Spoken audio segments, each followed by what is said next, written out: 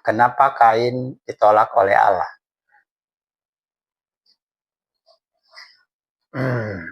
Ya, ini ya. Kita sekarang di nomor 29. Observasi doktrin bersama Bram Sianto berdasarkan buku yang saya tulis, Meretas Belenggu Kegagalan Mengenal Yesus. Di nomor 28, kita sudah dengar Pastor Debbie Bashir menafsirkan Kain itu jahat. Dr. Stephen Tong, Dr. Ezra Soru, tafsir yang sama, menafsirkan Kain itu jahat. Itu sebabnya ditolak oleh Allah. Dr. Bambang Nursena, kita sudah dengar, ya, kemudian ada tambahan tafsirnya di sini, membunuh satu generasi. Pada dasarnya setuju bahwa Kain itu jahat. Kita sudah dengar Dr. Wiknyo Tanto, beliau berkata bahwa Kain ditolak bukan karena apa yang dipersembahkannya, tapi karena motif hatinya. Jadi dia secara jelas bilang Kain itu jahat. Dan kita juga sudah dengar Ibu Rita Wahyu, beliau berpendapat kenapa Kain ditolak, karena persembahannya tidak bernyawa. Dan dengan pendapat bahwa Kain itu jahat karena di hati setiap orang itu ada jahat. Jadi pertanyaan teologisnya sekarang adalah, bagaimana kalau itu bukan maksud Allah? Bagaimana kalau tafsir mereka salah? Kejadian Kain dan Habel adalah pesan Allah tentang jenis ibadah yang ditolak dan jenis ibadah yang diterima Allah. Memang ada orang bertanya, apa pentingnya mengobservasi itu? Saya tidak tahu apa pendapat Anda, tapi saya memandangnya sebagai sebuah hal yang serius karena kitab Kejadian itu ditulis oleh Musa oleh perintah Allah sendiri. Mari kita belajar. Mari kita belajar. Saya bacakan ayat-ayatnya dulu.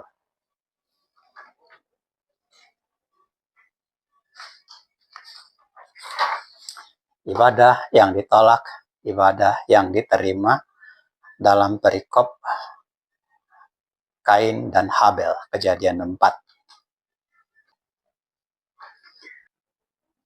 Oke, mari kita belajar. Mari kita belajar. Saya bacakan ayat-ayatnya dulu.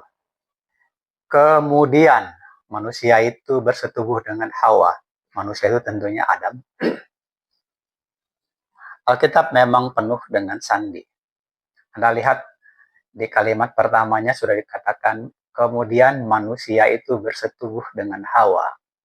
Apakah Hawa bukan manusia? Konsekuensinya, kalau tidak mengerti itu pesan tersandi akan bilang, oh mungkin Musa salah tulis. Itu kan cuma dongeng yang asal-asalan aja gitu loh. Mungkin Musa menuliskan itu supaya ada cerita aja di dalam Alkitab, supaya tebal Alkitabnya kan gitu. Oke, saya tambahkan lagi. Kemudian manusia itu bersetubuh dengan Hawa, buntinglah ia, dan melahirkan Kain. Kata Hawa, aku telah dapat seorang anak laki-laki atas pertolongan YHWH. Ini juga satu keganjilan. Kalau Anda periksa Alkitab, Anda akan lihat tertulisnya YHWH. Itulah keunikan kitab Musa. Jadi dia tidak mengatakan di situ dengan pertolongan Allah, tapi pertolongan YHWH. Apa maknanya itu semua nanti kita akan tahu. Saya teruskan. Selanjutnya dilahirkanlah Habel adik Kain. Habel jadi gembala kambing domba, Kain jadi petani. Setelah beberapa waktu, Kain membawa hasil tanahnya sebagai persembahan ke YHWH. Habel pun membawa korban persembahan dari anak sulung kambing domba dan lemak-lemaknya kepada YHWH. Maka YHWH mengindahkan Habel. Tapi Kain dan persembahannya tidak digubris, membuat hati Kain panas, mukanya muram. Saya pakai kata tidak digubris di situ karena ketika saya periksa etimologinya itu yang cocok, artinya tidak dipandang ada, tidak dihargai sama sekali. Saya teruskan ayat 6-nya. Firman YHWH kepada Kain, kenapa hatimu panas dan wajah muram? Jika kau lakukan dengan benar, tidakkah engkau diterima? Tapi jika engkau tidak lakukan dengan benar, dosa sudah mengintip di pintu.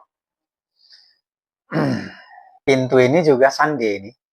Pintu. Kenapa tidak ditulis sudah mengintip di jendela? Bisa kan? Menunggu di jendela. Kenapa pintu? Ini pintu di sini adalah bahasa simbol yang akan kita lihat nanti di bagian lain. Tapi sekarang saya tidak mengobservasi pintu. Nanti kita akan observasi ini ketika baptis. Oke, saya teruskan. Ia sangat menggoda, tapi engkau harus berkuasa atasnya. Maksudnya berkuasa atas dosa yang menunggu itu, dosa yang mengintip itu. Lalu kata Kain ke Habel, marilah kita pergi ke padang. Tapi pada saat di padang, amarah Kain bangkit lalu membunuh Habel. Ayat 8 tuh.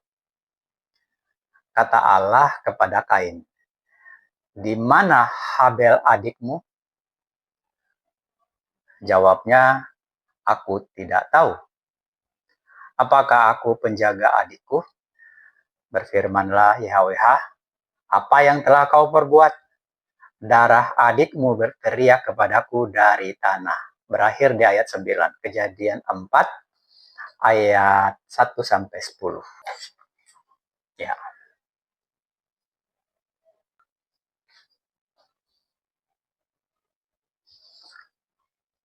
Ya, saudara semua, kata mereka, pengajar-pengajar kita ini, ya mereka kan bapak-bapak rohani kita. Ya, bapak-bapak era modern kita. Ini semua bergelar doktor ini. Ini setara dengan bapak-bapak kita di era yang lama, di Nikea. Dengan lebarnya rentang waktu, ada dasar yang baik untuk kita mengatakan bahwa para doktor teologi yang sekarang sudah lebih luas wawasannya daripada bapak-bapak gereja kita di masa yang lalu. Jadi sebenarnya pendapat mereka ini sudah lebih dalam, karena mereka sudah mendalami juga pikiran bapak-bapak kita yang terdahulu, serta tentu mereka juga sudah menguji teks-teks itu. Nah, mereka ini semua mengatakan bahwa Kain itu jahat, Habel itu baik. Supaya menjadi jelas, Anda boleh simak di nomor 28, observasi nomor 28. Ya, menurut pendapat saya, sekedar membalas tafsir dengan tafsir, kita bermain tafsir sedikit. Menurut mereka, di dalam Alkitab itu tidak ada jawaban kenapa Kain ditolak. Jadi mereka menafsirkan Kain itu ditolak karena jahat. Menurut saya sebenarnya Kain tidak jahat. Alasannya karena sebenarnya baik di dalam diri Kain maupun Habel itu ada potensi jahat yang sama. Di dalam setiap hati manusia itu ada potensi jahat. Seandainya Kain diterima persembahannya, Habel yang ditolak, bisa terjadi terbalik keadaannya. Habel yang membunuh Kain. Ya. Jadi sebenarnya ditolak itu hanya pemicu. Karena dipicu, maka berbuah dosa itu. Kejahatan itu jadi berbuah. Jadi membunuh itu adalah buah dari kejahatan yang memang ada di dalam diri setiap manusia. Kejahatan, kebaikan bercampur di dalam diri manusia. Mana yang muncul itu berkaitan dengan pemicunya dan kemampuan kita untuk menangani pemicu-pemicunya. Jadi itu tercetus menjadi buah karena ada pemicunya, yaitu marah karena ditolak oleh Allah. Bahwa dia sampai membunuh itu pertanda desperate.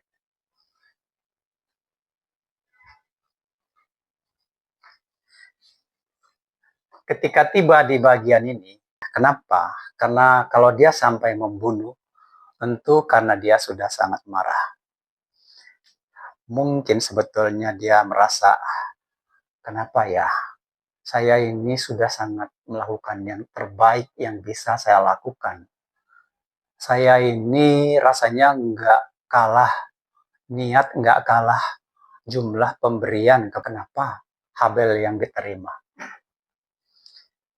Jadi jelas dia merasa ada keberpihakan, ada rasa ketidakadilan dalam tindakan Allah. Itu yang membuat dia marah sampai membunuh. Yang memicu, membuat amarahnya memuncak sampai dia tidak bisa mengendalikan jahat yang ada di dalam dirinya itu sehingga muncul berbuah. Itu sebabnya. Tetapi saudara, seperti saya katakan tadi, itu adalah tafsir saya, sekedar membalas tafsir dengan tafsir.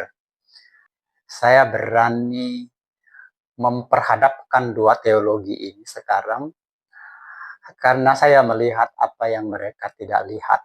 Itu perbedaannya dan Anda akan melihatnya.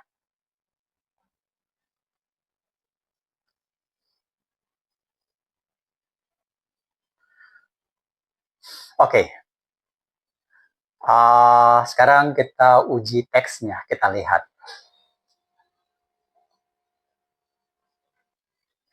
Di sini saya keluarkan sandinya. Karena seperti saya katakan berulang kali, Alkitab itu adalah kitab esetoris. Pesan-pesan di dalamnya itu adalah pesan Allah yang tersandi, terselubung. Jadi ada pesan-pesan tersandi di dalam Alkitab. Tersandi itu terselubung, yang dalam bahasa Inggrisnya encoded atau encrypted. Maka saya bilang encrypted messages di dalam Alkitab. Yang pertama, saya keluarkan sandinya, jika kau lakukan dengan benar, kau diterima. Jika tidak benar, dosa sudah ngintip. Ngintip di pintu. Ini sandi ya, di pintu. Nih di pintu. Itu sandi itu. Kan sebenarnya sejatinya Alkitab itu dulu dalam Ibrani kuno kan. Bahasa-bahasa simbol ya. Di dalam tafsiran bahasa Indonesia, ini yang satu dulu kita komentari ya. Terjemahannya begini, apakah kamu tidak berseri jika kau berbuat baik? Jika tidak berbuat baik, maka dosa sudah mengintip. Jadi ada perbedaan di sini. Di sini saya katakan, jika kau lakukan dengan benar, kau diterima. Di sini dikatakan, apakah kamu tidak berseri jika kau berbuat baik?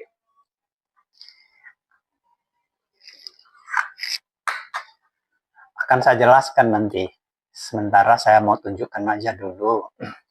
Yang kedua, sandinya, Kain membawa hasil tanahnya sebagai persembahan dan dia ditolak oleh YHWH.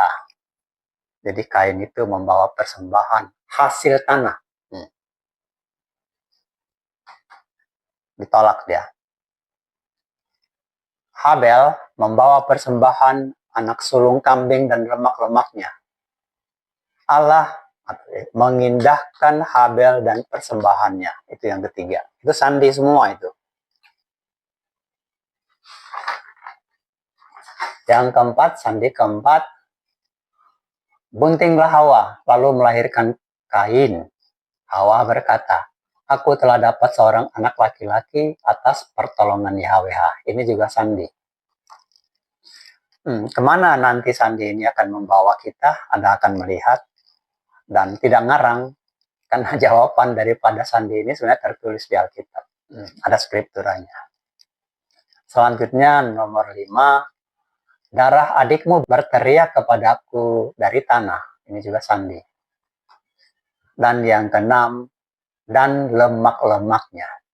Kan ditulisnya itu anak kambing, domba sulung, dan lemak-lemaknya.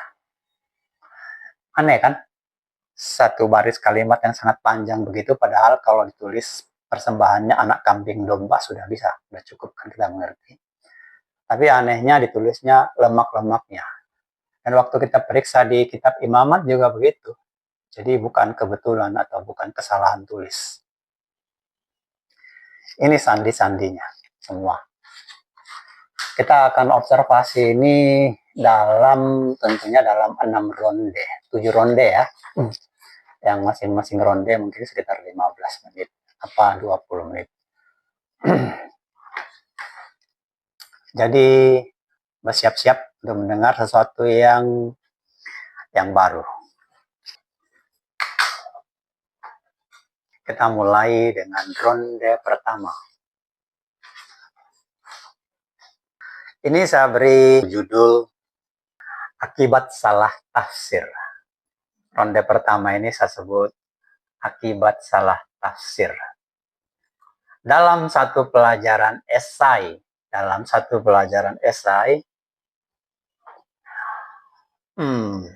murid diminta guru untuk bikin karya tulis tentang cita-cita di dalam satu pelajaran kelas.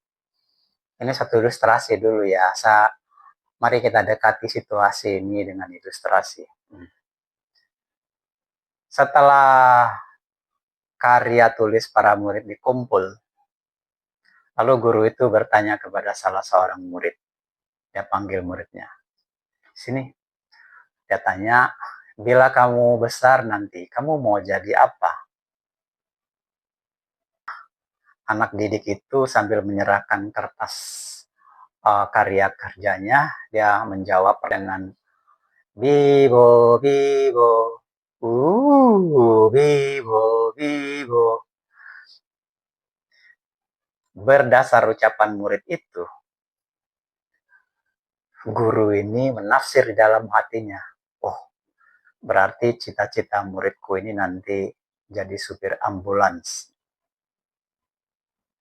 Oleh penafsiran yang demikian, sang guru ini jadi kurang perhatian kepada murid itu ya.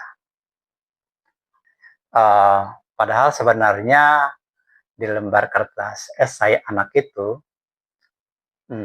tertulis cita-citanya adalah menjadi seorang VIP. Dia mau jadi VIP. Tahu kan VIP? Very important person. Jadi orang penting. Itu cita-cita dia sebenarnya. Jadi oleh penafsiran bahwa gurunya menafsirkan dia mau jadi supir ambulans, dia jadi kurang memperhatikan si murid yang mau jadi supir ambulans itu.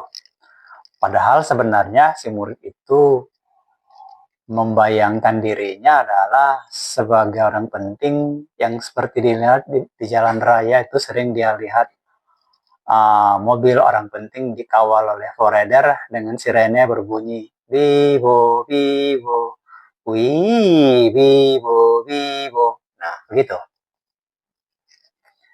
Bapak-bapak, ibu-ibu harap maklum ya. Ternyata si guru itu tidak teliti membaca tulisannya si murid. Dia salah tafsir. Nah, kebalikannya dari kita adalah kita ini tidak teliti membaca tulisan Nabi Musa, guru kita. Jadi pertanyaan di sini adalah, apakah para bapak-bapak gereja modern seperti mereka, kan bapak-bapak gereja, kita menguji. Jadi apakah bapak-bapak gereja kita di semua denominasi. Apakah mereka telah benar memahami maksud ajaran Nabi Musa? Karena kalau kita salah, kita berjalan di tempat gelap, kita pikir kita diterima tapi ditolak loh. Itu pentingnya kita harus menyadari seperti apa sih sebenarnya ibadah yang diterima itu. Ya kita supaya bisa meniru Habel. Dan jangan meniru Kain, sehingga kita nggak ditolak. Oke, jadi pertanyaannya, apakah bapak-bapak gereja kita, ini semua bapak-bapak nih, karena kita membapa kepada mereka dalam hal pengetahuan, dalam hal teologi, kita membapa kepada mereka.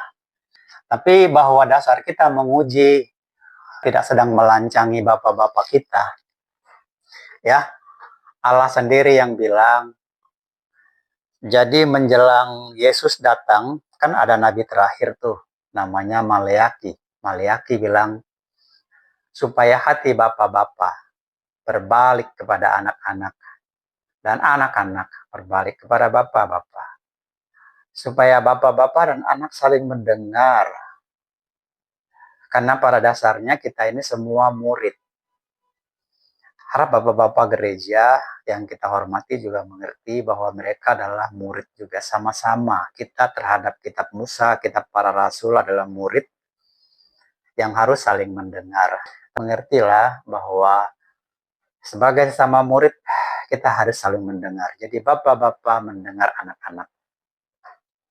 Supaya apa? Baca kitab Maleaki dibilang ya supaya kita jangan dipukul bareng-bareng.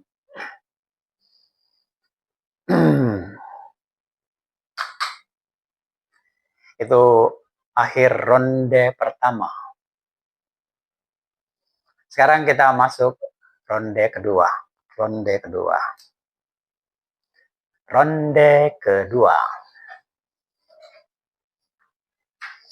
Jadi kalau bapak-bapak, ibu-ibu nanti menyampaikan ini kepada beliau-beliau, alasannya adalah supaya kita belajar bersama untuk menguji. Bisa jadi Bram Sianto yang salah, tapi kita harus beritakan ke mereka bahwa Bram Sianto ngomongnya gini, ini si Bram Sianto sembarangan apa enggak sih gitu. Silakan ya.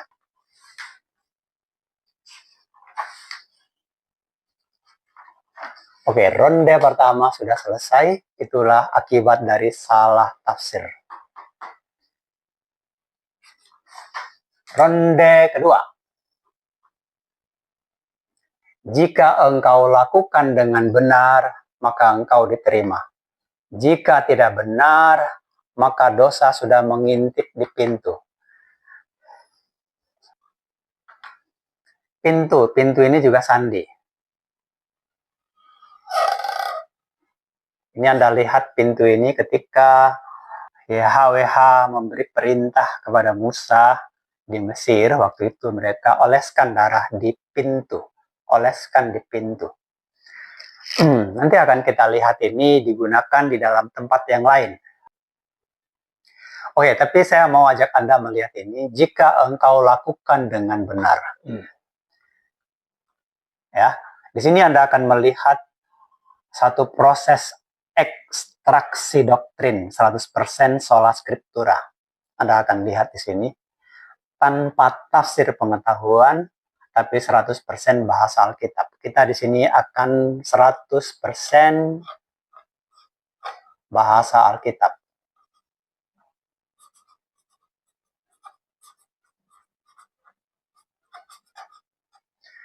Tidak ada tafsir, ayat ditafsirkan dengan pengetahuan, tidak ada. Yang akan saya tunjukkan kepada semua adalah semua pendapat teologis yang akan Anda dengar hari ini 100% tertulis di Alkitab. Observasi saya 100% menghargai ucapan Yesus yang berkata ada tertulis, dan menghargai ucapan Rasul Paul yang berkata jangan melampaui yang ada tertulis di 2 Korintus ya. Ini 100% Alkitab. Jadi nanti silahkan bandingkan dengan doktrin yang Anda imani sekarang. Jika berbeda, apa yang Anda dengar sekarang ini berbeda, maka beritahulah kepada jemaat, kepada guru-guru kita, Beritahu Dr. Stephen Tong, Dr. Esra Soru, Dr. Bambang Nursena, Insinyur Widno Tanto, Ibu Rita Wahyu. Ketika mereka berbicara perikop Kain dan Habel, saya kumpulkan dalam satu nomor, yaitu nomor 28. Bapak Ibu boleh simak nomor 28. Kata mereka, di perikop itu tidak ada jawaban tertulis kenapa ibadah Kain ditolak. Maka mereka menafsirkan, kata mereka Kain itu jahat. Tapi apa fakta yang Anda lihat di sini? Ya, ternyata di sini ada jawabannya. Ada jawaban tertulis. Jika engkau lakukan dengan benar, maka engkau diterima. Berarti apa, saudara? Berarti yang dilakukan Kain, ibadah Kain itu tidak benar. Itulah sebabnya dia ditolak. Ini faktanya, ada keterangan tertulis. YHWH sebagai Allah yang berfirman. Dia sendiri yang menerangkan kenapa Kain ditolak. Ada jawaban tertulis kenapa Kain ditolak, yaitu ibadahnya, persembahannya tidak benar.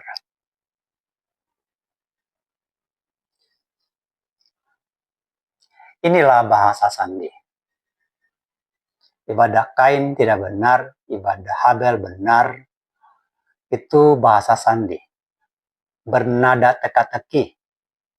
Tapi kita dibimbing kepada arti yang tidak mungkin diartikan lain dari yang ditentukan. Arti terpimpin di sini, ibadah Kain itulah yang salah, yang harus kita hindari. Itulah sebab dia ditolak. Tapi mungkin Anda menduga terjemahan LAI yang benar. Kan di dalam LAI kan dikatakan begini. Apakah kamu tidak berseri? Saya katakan ini salah. Berdasarkan apa? Berdasarkan keterangan Nabi Musa. Oke, nanti salahnya saya tunjukin. Tapi pertama saya tunjukin dulu keterangan Nabi Musa ya. Karena Musa yang menulis kitab Kejadian, maka Musa juga yang harus menerangkan. Kita harus cek ke Nabi Musa. Oke, Anda boleh baca Ulangan 6 ayat 25.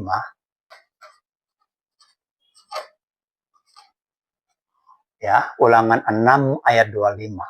YHWH, Allah kita itu memerintahkan kepada kita supaya melakukan segala ketetapan takut akan Allah kita, agar senantiasa baik keadaan kita. Ayat 25-nya berkata, dan kita akan jadi benar bila lakukan segenap perintah itu dengan setia di hadapan YHWH. Ya, dia memakai kata itu yang sama. Anda boleh cek. Jadi pengertiannya di sini tentang perintah, tentang perjanjian.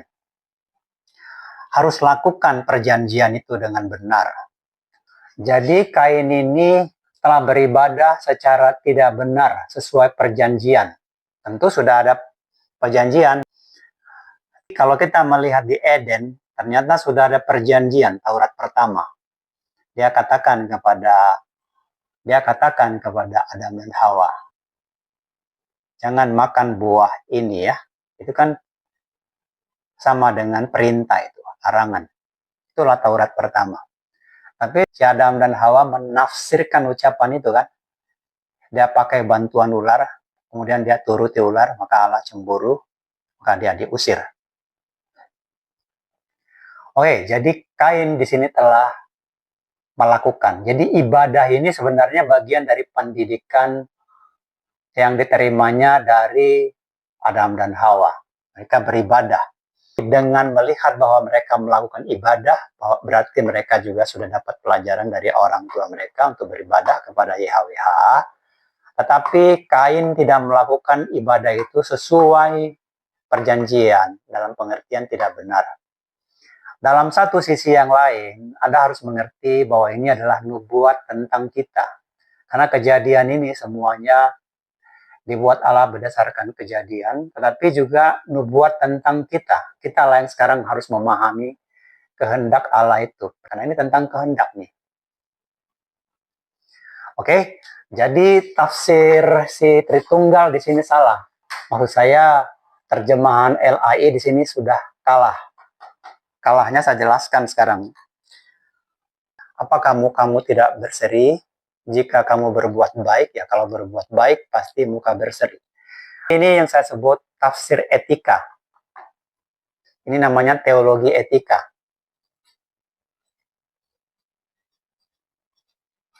Termasuk terjemahannya bapak-bapak kita, bapak-bapak gereja kita ini, ketika mereka menafsirkan si Kain jahat, itu namanya tafsir etika. Bukan berdasarkan perjanjian, bukan berdasarkan perkataan Allah itu. Allah nggak bilang Kain itu jahat. Tapi karena nggak benar ibadahnya. Ya bisa jadi kan kalau seperti misalnya banyak di antara saudara kita orang-orang baik, katakanlah seperti orang Yahudi kan sama dengan Islam juga. Banyak kan di antara mereka, di antara saudara kita yang begitu baik hatinya. Sembayang Yahudi 3 kali, tapi Islam 5 kali sehari. Banyak yang tidak bolong, banyak yang melakukannya. Baik kan semuanya. Nah masalahnya adalah, bagaimana kalau ternyata kita sudah melakukan ibadah itu dengan baik tapi ditolak? Itu masalahnya. Itu masalahnya yang harus kita pahami di sini, sehingga kita perlu melakukannya dengan benar. Apa yang benar itu yang harus kita pelajari di dalam observasi Kain dan Habel ini.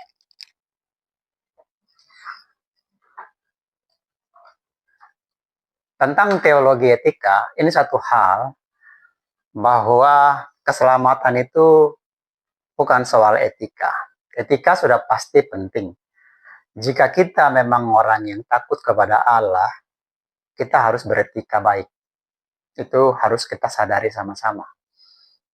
Tetapi sekalipun kita sudah beretika baik, kita juga harus penting jangan salah alamat memahami kehendak Allah.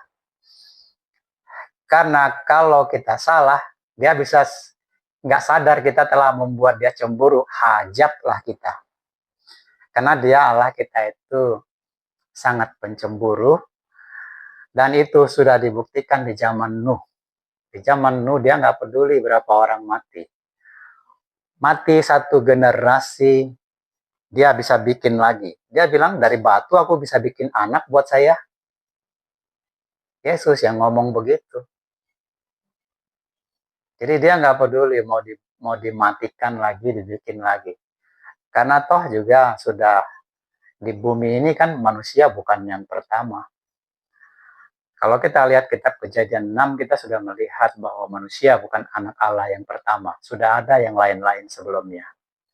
Dan relevan dengan penelitian ilmiah yang mengatakan bahwa memang tampaknya manusia atau makhluk hidup di dunia ini bolak-balik diganti oleh Allah.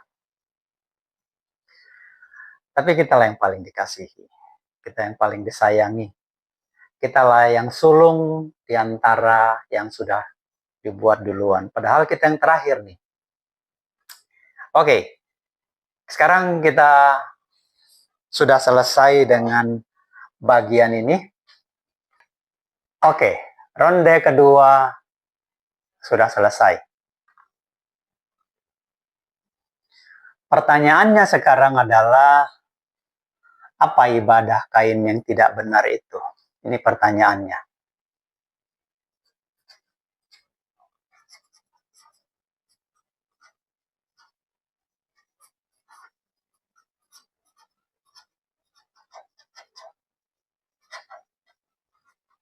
Apa ibadah Kain yang tidak benar itu?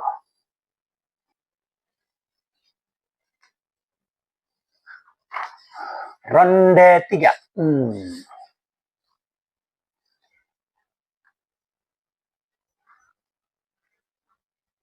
Kain membawa hasil tanahnya sebagai hasil persembahan. Ditolak Allah. Habel membawa persembahan anak sulung kambing domba dan lemak-lemaknya diterima, disukai oleh Allah. Kejadian 4 ayat 4. Ini kenapa disebut kambing sulung domba dan lemak-lemaknya. Oke, saya akhiri di sini dulu. Kita sambung di nomor 20 dan nomor 30. Kita sambung ke nomor 30.